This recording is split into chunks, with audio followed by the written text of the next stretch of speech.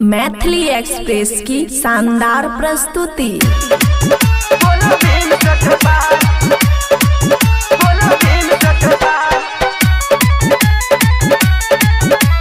खुशी recording studio बलुआहा। भीम की सेना जब आएगा इतिहास नया बनाएगा। भीम की सेना जब आएगा इतिहास नया बनाएगा। कोई ना रहेगा किसी का गुलाम, कहता है ये बौद्धिस्ट का जुबान। अत्याचार को किया जिसने कंगाल, बोलो भीम सतपाल। अछूतों को दिया जिसने कुएं तालाब, बोलो भीम सतपाल। अछूतों को दिया जिसने कुएं तालाब, बोलो भीम सतपाल। भीम सतपाल,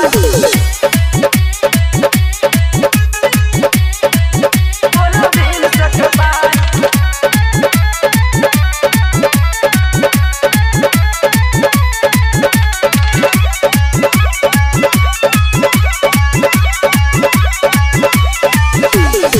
जन्मगत मत पूछो हमसे, हमें अम्बेडकर वादी।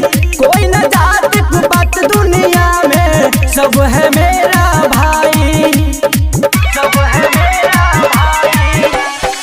जन्मगत मत पूछो हमसे, हमें अम्बेडकर वादी। कोई न जात पात दुनिया में, सब है मेरा भाई।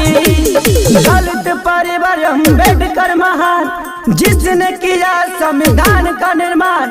भारत माँ का दाव प्यारा लाल, बोलो भीम सतपाल। अछूतों को दिया जिसने कुएं तालाब, बोलो भीम सतपाल।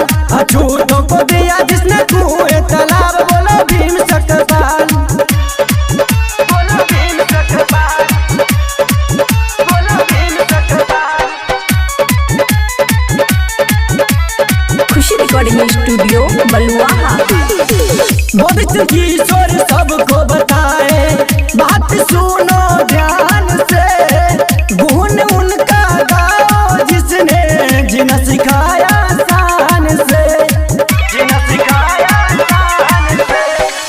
बौद्धिस्ट किशोर सबको बताए, बात सुनो ध्यान से।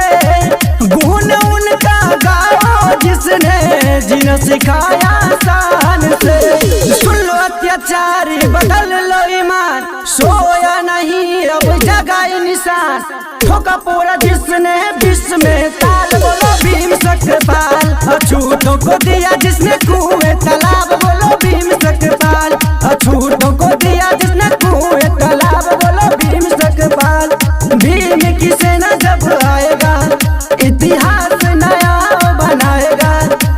कोई ना रहेगा किसी का गुलाम, कहता है ये बौद्धिस्ट का जुबान। अत्याचार को किया जिसने कंगाल, बोलो भीम सतपाल। अछूतों को दिया जिसने कुएं तालाब, बोलो भीम सतपाल। अछूतों को दिया जिसने कुएं तालाब, बोलो भीम सतपाल। भीम सतपाल।